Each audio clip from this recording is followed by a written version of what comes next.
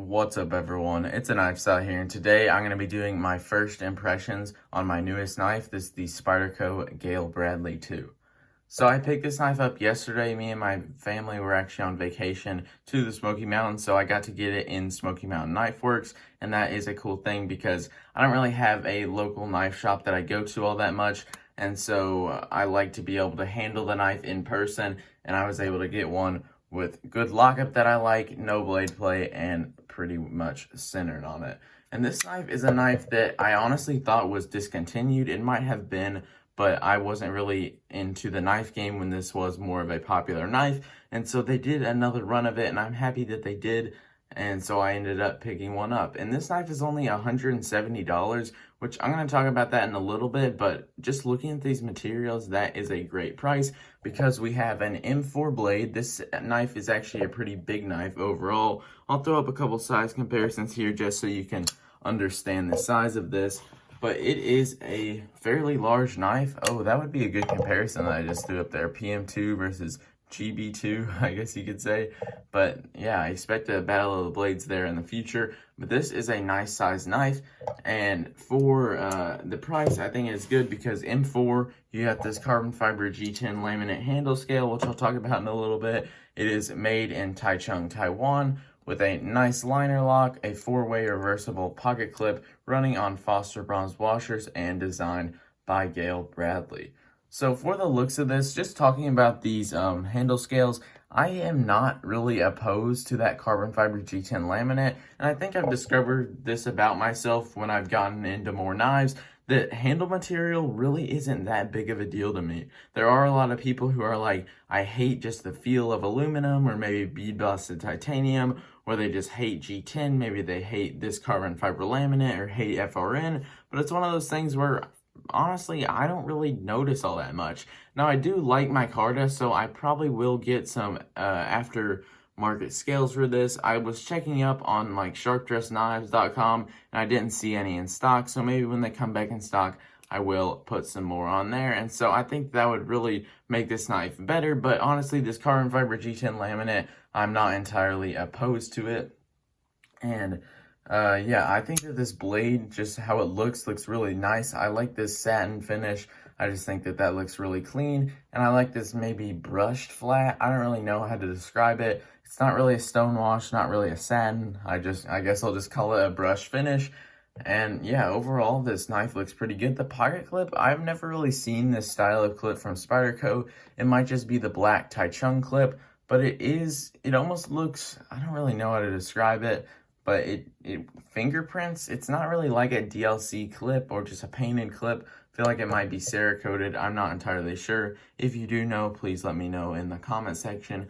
But for this blade, I really do like this blade shape. It does have like kind of a slight gradual recurve to it. I stuck it on my Spyderco stone, which is an 8-inch by 2-inch bench stone, and it did fit. It covered the whole area of that recurve. I will know 100% after I sharpen it what this is at, but I will be sharpening this on my Work Sharp guided sharpening system, which will have a little bit of a thinner stone, so I think that there will be no problem at all sharpening this recurve, and I won't have to do anything like maybe sharpening on the corner of a stone or just little tricks to be able to sharpen a recurve, just because it's not that defined of a recurve.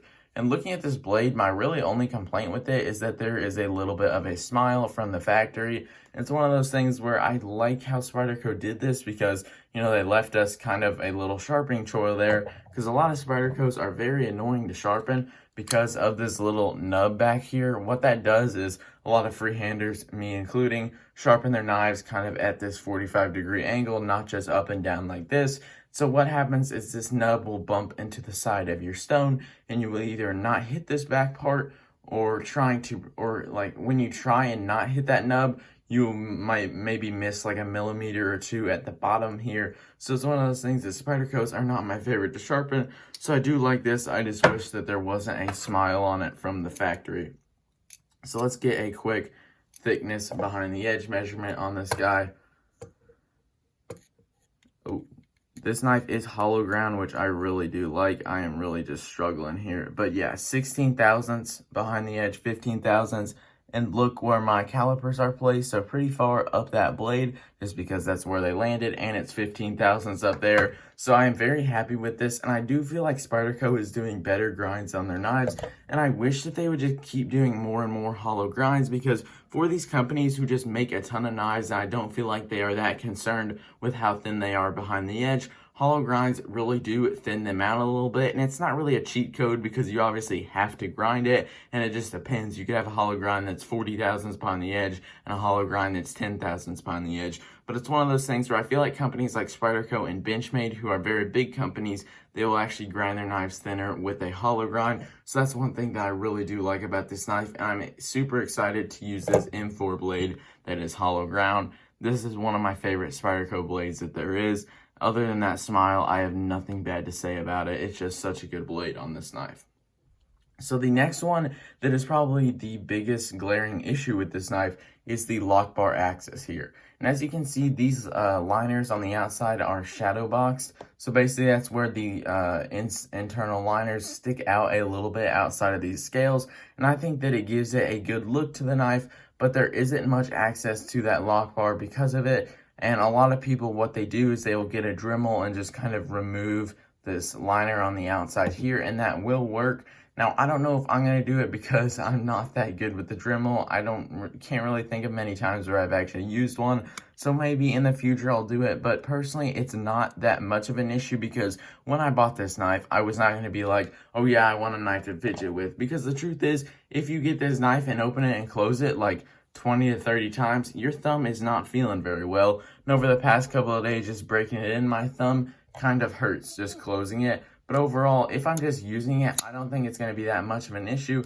And you can do this. It's just one of those things that I wish wasn't a problem to begin with, because Spyderco always kind of brags a little bit about their CQI, their constant quality improvement. And one of these things where this knife that I thought they hadn't made in a long time, and they just made another run of it, you'd think that they would actually give more lock bar access to the people who want it, and that's pretty much everyone who wants it. So it's one of those things where I feel like CQI, yes, it's good they are constantly improving their knives, but when it's one of those things where they're just, making the lanyard hole a little bit bigger on the military, it's like, is that really a constant, or is that may be an issue with it? And then they fixed it, but it's one of those things where there's more glaring issues with some of their knives. Like a ton of their small knives have horrible pocket clip position because maybe the lanyard hole is in the way, like the Pair 3. So it's one of those things where I feel like the constant quality improvement, if they're not improving the major issues with their knives, it's kind of a waste of time, I guess. So next, on to the lockup. We are looking here. This is a very well done liner lock other than the lock bar access issue. It's at about 35-40%, I would say. And this knife, I was able to pick it out in the store, and so I was able to get one with no blade plate, very nice lockup, and centered right here. So yes, very good fit and finish on this Tai Chung knife, and I'm very happy with it. Onto the ergos, and this is another thing for this knife. Sorry, I just missed that flick there. This is another thing that really just sold me on it. It just feels very comfortable in my hand. Now, I could see with hard use, because this dips down and then kind of sticks out in the end, maybe that little belly on the back there could kind of dig into your hand over time. But it's one of those things where it is just very comfortable right here, and there isn't that much of a big finger choil anywhere, so it's just like, it's simple ergonomic lines, but also not very simple ergonomic lines. I really don't know how to explain it. That pocket clip is not an issue at all in my hand, and I really do like this pinch grip here. I think it'll work very well. If you draw cut with this, it's a little big for that, but that will also work good. I never hold it like this, but that also is comfortable in that reverse grip. So overall, the ergonomics, they're pretty simple, but also not simple, and they're just overall good. And this carbon fiber G10 laminate also has a little bit of grip to it, which I actually kind of like. But yeah, so a lot of people are gonna not like this and probably not buy the knife because of it, but I am not opposed to it. So on to the carry of this knife. Here is the pocket clip. It is just the normal stock pocket clip with a little bit of a weird finish on it, and I think that it carries great and will work just fine. You have a little bit to grab onto. There is how it sits. The pocket clip retention is pretty good, pretty strong, not going to fall out of your pocket. It's one of those things. I have no complaints about this carry. A lot of people are probably going to switch to an MXG gear clip just because a lot of people like to, but I think that the Spyderco stock clip is not bad at all, and it really does not affect ergonomics that much, I've noticed. So it's one of those things that I kind of like the Spyderco stock clip, not on knives like the Para 3, but it's one of those things where I think that it carries great. For the action of this knife, like I said, that lock bar access, if you are opening and closing this constantly, it will not be very comfortable on your thumb. But one thing that makes this action very good is it has a very light detent. And you might be a little concerned with that, as you just saw there. I don't know. I'm going to do this off camera, see if I can shake it out. I just don't want to hit my phone or my tripod. Okay, yeah, I was able to just flick it out there. As you heard the noise clack, I just kind of was on the side and just went like that as hard as I could. So I was able to deploy it without actually opening it like this. But it's one of those things where this soft detent makes it so good for thumb rolling. Let me show you my Spyderco Sage 5 Lightweight, and this is an action that I would consider a snappy action. You know, it flicks out very easily and then drops shut.